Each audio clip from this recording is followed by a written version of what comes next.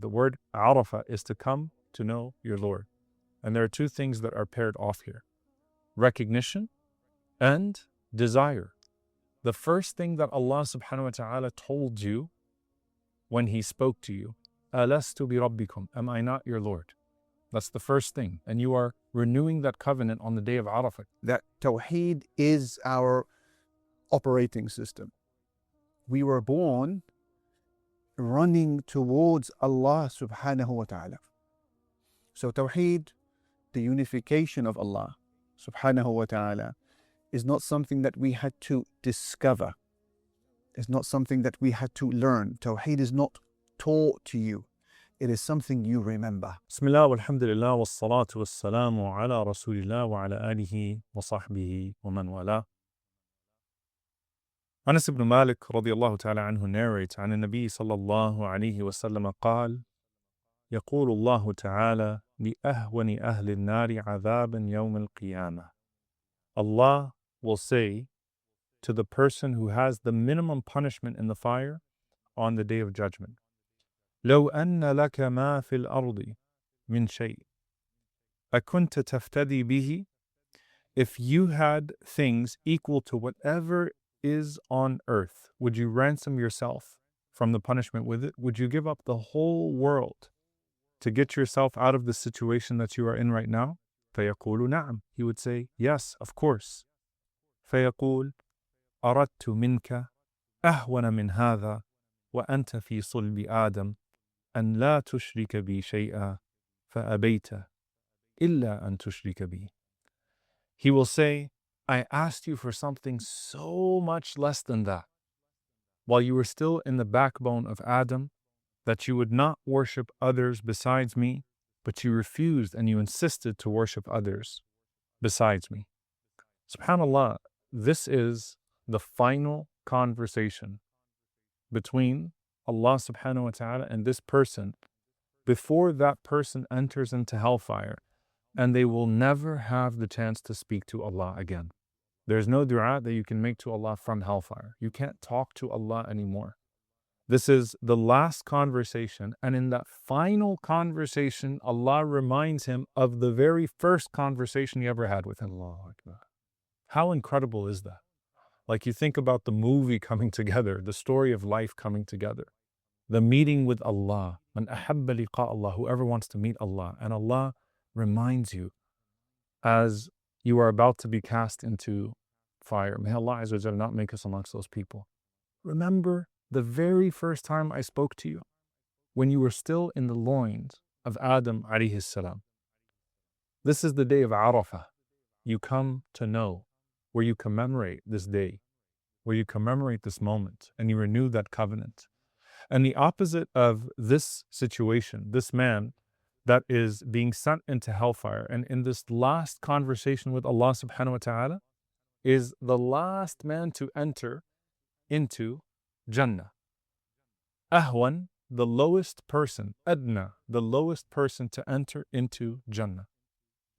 And I want you to think about the connection here. For this person, Allah says, I didn't ask you for the whole world. This man says, I'd give you the whole world, Ya Allah, to get me out of hellfire. And Allah says, all I asked you for was just don't associate a partner with me. At least acknowledge me. La ilaha illallah.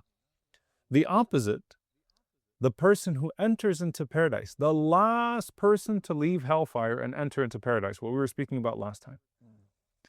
And Allah subhanahu wa ta'ala gives him the entire world 10 times like it. And he's the lowest person in Jannah. And as Allah is giving him and giving him and giving him and giving him and giving him, he thinks Allah is mocking him. Like, are you making fun of me? أَتَهْزَوْ مِنِّي? Are you making fun of me? وَأَنْتَ رَبُّ الْعَالَمِينَ, you're the Lord of the worlds. And by definition, all this person did was tawheed. I mean, all he did was he acknowledged the oneness of Allah subhanahu wa ta'ala, because if he's the last person who comes out of hell and makes it into paradise, then he's that person who the Prophet ﷺ said has just an atom's worth of faith in his heart. And this is how Allah honors him. So think about the juxtaposition here, right? Dear brothers, we are in Arafah, and you come to know your Lord. The word Arafah is to come to know your Lord. And there are two things that are paired off here: recognition and desire. The first thing that Allah subhanahu wa ta'ala told you when He spoke to you, Alastu bi rabbikum, am I not your Lord? That's the first thing. And you are renewing that covenant on the day of Arafah. You came to know. You came to know. And so you are coming to recognize once again. And then the Prophet sallallahu alaihi wasallam, he tells us that as Allah Azza wa Jalla looks out at these people on the day of Arafah, ما أراد هؤلاء, what do they want? So you ask yourself, ماذا أردت? What do you want? Allah is asking you, what do you want? And so there's recognition, and that's the first step. And then there's desire. There's channeling yourself towards that recognition. As we come into the day of Arafah, which commemorates that concept of coming to know Allah, what do? You renew the covenant throughout the day. La ilaha illallah wahdahu la sharika lahul mulku wa lahul hamdu huwa ala kulli shay'in qadir. You keep renewing the covenant, just as you came to know your Lord the very first time. And you can't get to the future unless you can properly recall the past. And so as you think about your final meeting with your Lord, you first think about your first meeting with your Lord. Sheikh Ali, I would love for you to take us through that moment. What does it mean here in the loins of Adam alayhi salam? And you're being spoken to on the plane of the Day of Judgment for the very last time before you go to your consequence. Alhamdulillah wa salatu wa salam ala Rasulillahi wa ala alihi wa sahbihi wa wala. This statement that Sheikh Omar is highlighting, Aradtu minka wa anta fi sulbi Adam, I wanted something from you whilst you were still in the loins of your father Adam. This speaks to our fitrah. This speaks to, in other words, our primordial orientation. That Tawheed is our operating system. We were born running towards Allah subhanahu wa ta'ala. So Tawheed, the unification of Allah subhanahu wa ta'ala, is not something that we had to discover. It's not something that we had to learn. Tawheed is not taught to you. It is something you remember. And that is what this person is being disgraced about. That I never asked you to do something difficult. I never asked you to recreate a concept or to discuss or to discover something that was very difficult for you to comprehend. I just asked you to align yourself with what should have been your very first memory, as Tawheed is. Much like a tune that you hear, it's a familiar humming. You've definitely heard it before somewhere, but you just can't quite remember where. And even for the kafir, this is the concept of Tawheed, unless he or she actively goes out of their way to suppress, to suffocate this realization that constantly yearns to come to the surface. And that is why Allah subhanahu wa ta'ala, He said, وَجَحَدُوا بِهَا وَاسْتَيْقَنَتْهَا أَنفُسُهُمْ ظُلْمًا وَعُلُوًّا, meaning that they denied it, they rejected it, though they were certain of it in their hearts. But why did they do that? ظُلْمًا وَعُلُوًّا, out of injustice, wrongdoing, and out of arrogance, haughtiness. So this air, this voice, this sound of Tawheed is constantly yearning for you to give it attention, to align with it, to walk along its grain. But man will suffocate the voice again and again, and though the needle is pointing north, let's call north Tawheed, he will bend that needle again until south feels completely normal. The idea, my brothers, is that Tawheed, or the unification of Allah Almighty, to single Him out in worship and adoration and love and glorification, that should not require work. It doesn't require a huge effort, at least from an intellectual perspective. What does require work is to suppress that default status that Allah Almighty created us in. And that is why the Prophet ﷺ, he said, Inni, that Allah Almighty said, Inni khalaqtu ibadi hunafa fajtalathum shayateen. I, Allah Almighty, created my servants upon the upright way of Islam, as believers, as people of Tawheed, but it was the devils who then pulled them astray. And to illustrate this idea that our hearts yearn for Allah Almighty, though a person may have not learned about it in a book, is this idea of freedom. Freedom. What does it mean to be free? Don't recall a definition that you may have memorized in school or other places. Just allow your soul for a moment to speak. What does it mean to be hurriya, freedom? And I did this exercise with my students back in Wales, and I gave every one of them a small square piece of paper and a pen. And I said to them, if you can draw freedom as an image, what would it look like? And so we spent a few minutes, and the images were hilarious. But the outcome proved this point. 90% of those images involved the idea of looking towards the heavens. So nobody drew a picture of a phone, a table, a car, a house. No. They drew, for example, flags, which are the symbol of freedoms, waving where? In the air. Somebody drew a picture of a bird flying where? In the air. Faces that are looking where? Towards the sky, the air. Or someone who is raising his fist where? Towards the sky. Or someone who is flying with wings. Freedom, huh? But where? Towards the sky. Therefore, it's almost as if there's something inside of us that is looking upwards in search for home, in search for that one who breathed life into us. And our imagination of this idea of freedom is upwards. Who put that there? That is Allah subhanahu wa ta'ala. And this is what this person in the hadith is being reminded. What did I ask of you?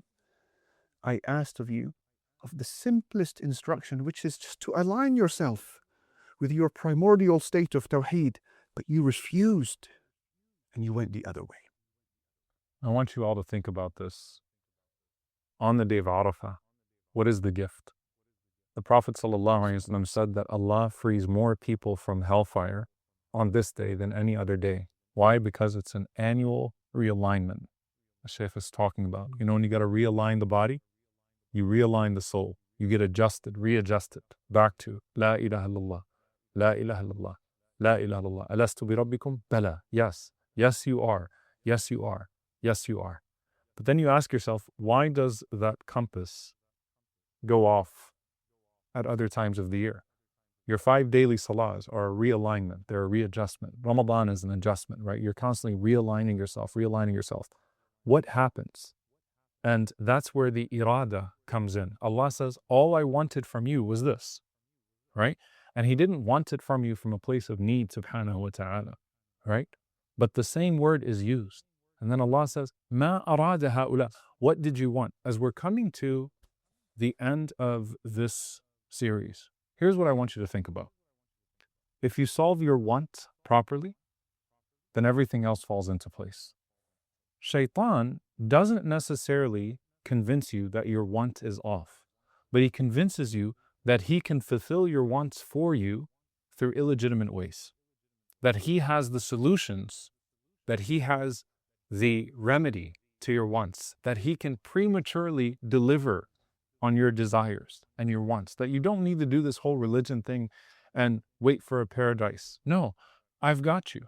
So that's the first thing. He tries to divert your wants to a means and a way that is not from Allah subhanahu wa ta'ala. But here's the second thing. Allah subhanahu wa ta'ala teaches you to nurture the greatest want that you could possibly have, which is His pleasure. I want Allah's pleasure. Ma arada ha'ula. You have to ask yourself very honestly, when Allah subhanahu wa ta'ala asks the angels, and Allah knows us better than they know us, what do they want? What do you want? You have to sit with yourself and ask yourself, do I want Allah's pleasure more than anything else? And if so, does my life reflect that want? If you solve that problem, then you're constantly aligned. You're constantly aligned. And your swerves become more minor in nature, less severe in nature. The last thing that I'll say here, dear brothers, because people ask, how do I really lean into this concept? The ulama mention that there is Arafah and then there is al-i'tiraf. They sound very similar. Arafah is to come to know your Lord. Then there is al-i'tiraf bin ni'am, to acknowledge His blessings upon you. Now I'm going to connect this hadith all the way back to the first hadith for a moment. Man ahabba liqa Allah. The one who loves to meet Allah. Allah loves to meet them. The Prophet ﷺ said in an authentic hadith in the Tirmidhi, Ahibbu Allah bima yaghdukum min ni'amihi. Love Allah for the blessings that He provides you with. You know how enhanced your relationship with Allah subhanahu wa ta'ala is when every single day you go back and you think, Allah, you gave me this. Allah, you gave me that. Alhamdulillah, you gave me this. Alhamdulillah, you gave me that. I feel it, Ya Allah. Then this is not becoming a relationship just of obligation. This is becoming a relationship of love and gratitude. Ya Allah, you gave me all of this. And then you desire to meet Allah so you can thank Him. We would say for us, I want to thank you in person. Allah subhanahu wa ta'ala is no person. I want to thank you, Ya Allah. Alhamdulillah, Alhamdulillah. And the slogan of the people of paradise is Alhamdulillah. Alhamdulillah alladhi hadana li hadha. Alhamdulillah, Alhamdulillah. And so this is where you come to. Not just La ilaha illallah. Lahul mulk wa lahul hamd. To Him belongs all dominion, to Him belongs all praise, subhanahu wa ta'ala. So lean into these two things constantly. Renewal of covenant and gratitude for blessings. And you will find that your renewal is becoming more frequent and more intense, and your longing for Allah is greater than any other longing that you have. Any questions, dear brothers? How can we guarantee that our remembrance of Allah and our remembrance of Tawheed is sincere so that we don't land amongst the hypocrites? We've mentioned this in our previous episode, that sincerity is a work in progress. It is never a finished product. It is not so much a destination that we arrive at and settle in, but it's a track, it's a journey that we're constantly in battle with. One of the indicators that a person is in fact sincere is that he finds himself more obsessed with the private acts of worship than the public ones. A person who is motivated when the eyes of people are upon him or her, but not so motivated in private, is one such worrying sign. Another sign is that يستوي عندك مدح الناس وذمهم. That it is equal to you that people praise you or blame you. That isn't to say necessarily that we should become numb. We're human beings at the end of the day. But the idea is that you're not motivated by the praise of people to the level where you would have had no motivation before, and you're not demotivated by their blame to the level where you would stop what you would have otherwise been doing. These are some of the signs or the telltale signs to look out for that are, inshallah, indicators of sincerity. I'll add just for 15 seconds because I have to. In Hajj, we talked about how in Ihram, at some point, people forget their Ihram. If you ever make it to Arafah, may Allah make us to the plain of Arafah. In the last hour of Arafah, where people are making dua, they forget whoever else is around them.